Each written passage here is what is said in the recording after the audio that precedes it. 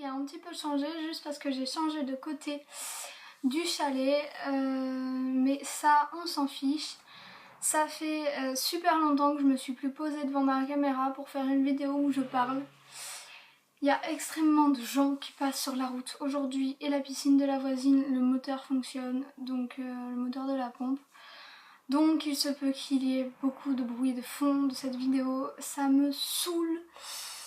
Comme ça peut vous saouler vous aussi, mais malheureusement je peux pas interdire la piscine de la voisine de filtrer et je peux pas interdire aux gens de passer.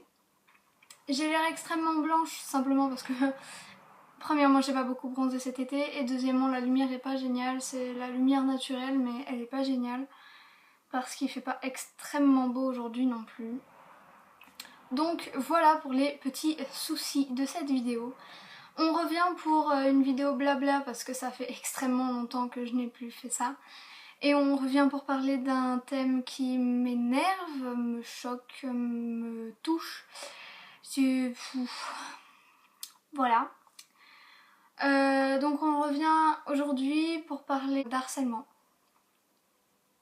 Alors je sais, beaucoup de personnes en parlent, mais en même temps pour moi ce n'est pas encore assez parce que on voit beaucoup de personnes en parler, beaucoup de personnes qui l'ont vécu, beaucoup, et c'est très bien, je trouve que toutes ces personnes-là sont courageuses au possible. Et j'ai décidé en regardant ces personnes-là de faire moi aussi cette vidéo, simplement parce que j'ai vécu une sorte d'harcèlement qui n'était pas extrême et je suis quelqu'un d'extrêmement fort, même face à ça, et donc je vais vous raconter comment ça s'est passé et peut-être que des gens regarderont et se sentiront concernés, peut-être que des gens se rappelleront ce qui s'est passé. Je vais pas aller dans les détails, même s'il n'y a pas forcément de détails à avoir.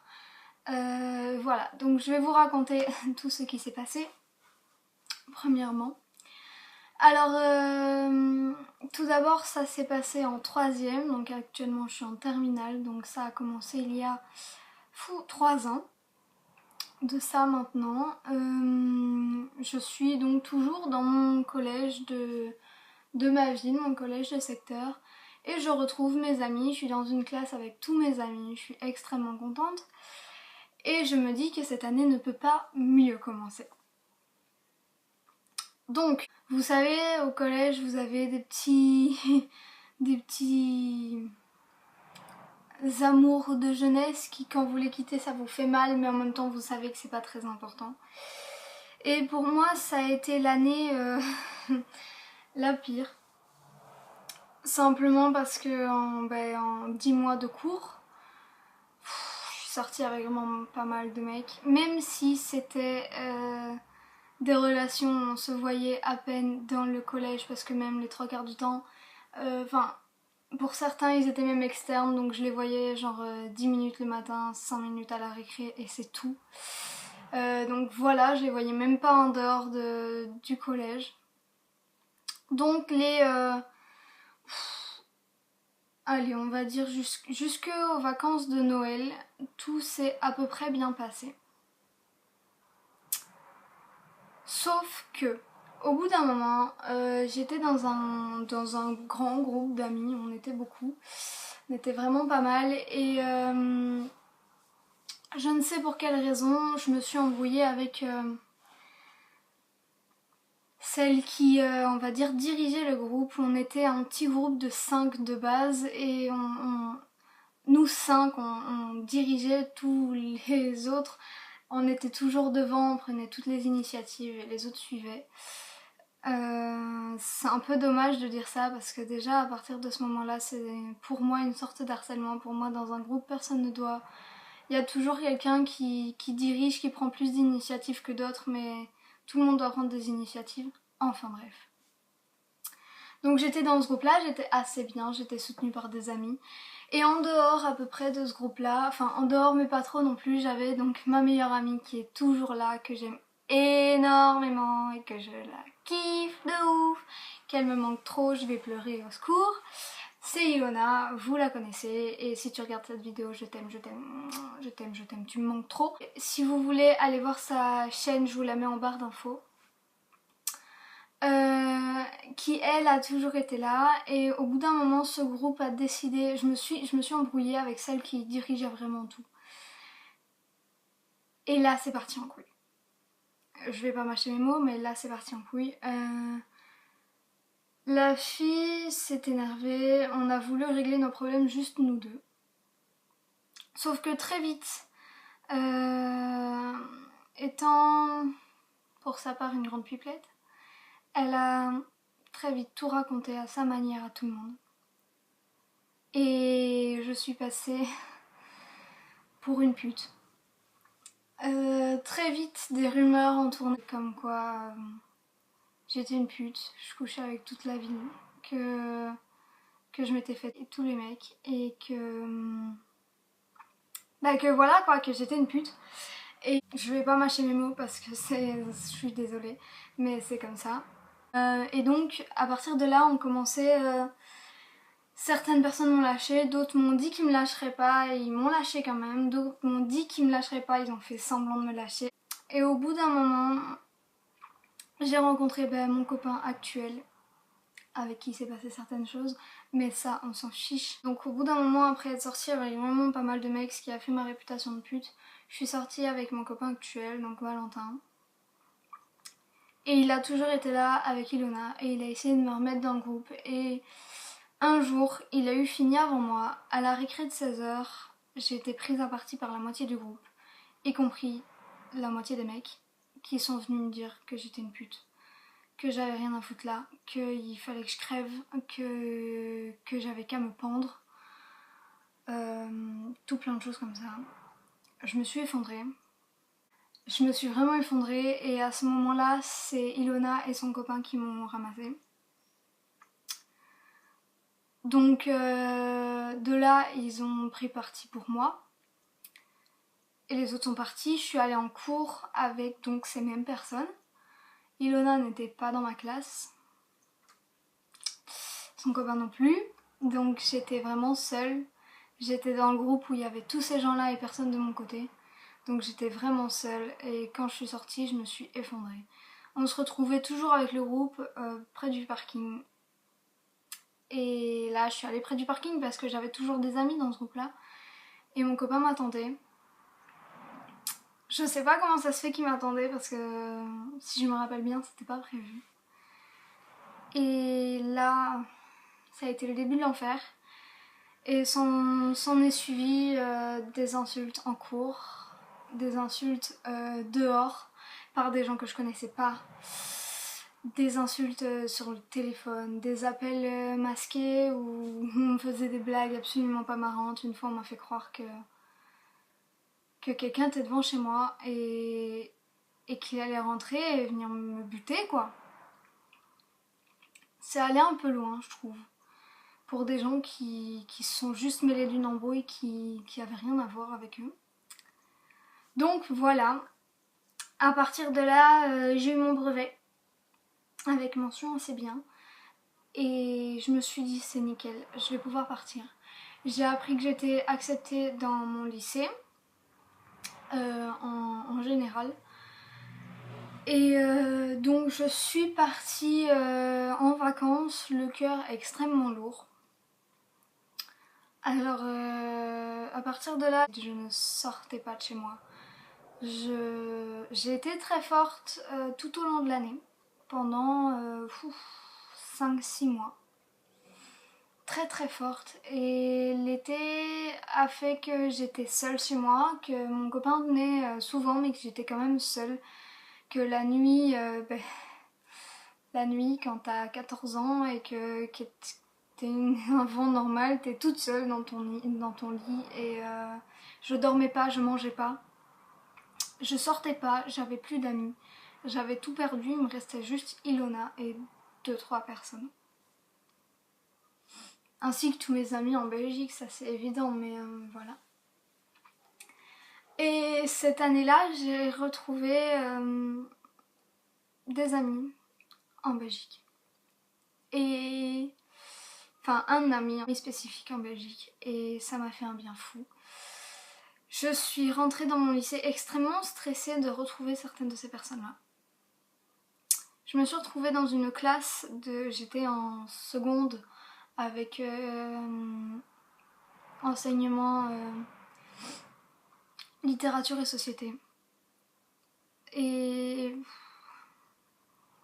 je me suis retrouvée, je suis rentrée dans ma classe et j'ai vu la liste et j'ai vu qu'il y avait 2 personnes du groupe. Et là, je me suis dit, je suis dans la merde. Mon année, elle va encore se passer comme une merde, donc je suis vraiment repartie en dépression. J'avais du mal à aller en cours, j'y allais en pleurs. Je partais de chez moi, j'étais en pleurs jusqu'au moment où je me cachais en arrivant à l'arrêt de bus pour pas montrer à mes potes. Et puis je faisais ma journée, je rentrais en pleurant. Et puis je me suis rendu compte que les 2 personnes qui étaient là, c'était les moins pires du groupe de l'année d'avant. Donc on a réglé nos problèmes et on est redevenus potes. Mais s'ensuit le fait que pour moi l'harcèlement ça comporte énormément de sortes de types différents d'harcèlement. Le mien a été assez léger, je l'avoue, même s'il m'a beaucoup touchée. Mais quoi qu'il en soit, je trouve que les administrations, l'éducation, ne met pas assez de coups de gueule et de limites à tout ça. Simplement parce que je connais plusieurs personnes qui ont vécu des sortes d'harcèlement, qui sont allées voir les CPE, les directeurs, et qui n'ont pas été soutenues. J'ai vu pas mal de vidéos de gens qui ont été dans cette situation-là. Moi, j'ai été assez forte mentalement, même si c'est complètement débile, pour n'avoir rien dit à personne. Ni à mes parents, ni aux administrations. À personne. Et je vivais ça comme je pouvais. Je me démerdais, j'y allais en pleurs, mais c'était pas grave, j'y allais. Et ça m'a rendue clairement plus forte. Maintenant, j'ai appris à m'en foutre, littéralement, de ce que pensent les gens. Il y a encore énormément... Il y a encore énormément de personnes qui suivent encore les mêmes personnes, qui pensent que je suis une pute. Et vous savez quoi? J'ai envie de leur répondre, si vous pensez que je suis une pute, gardez cette idée-là.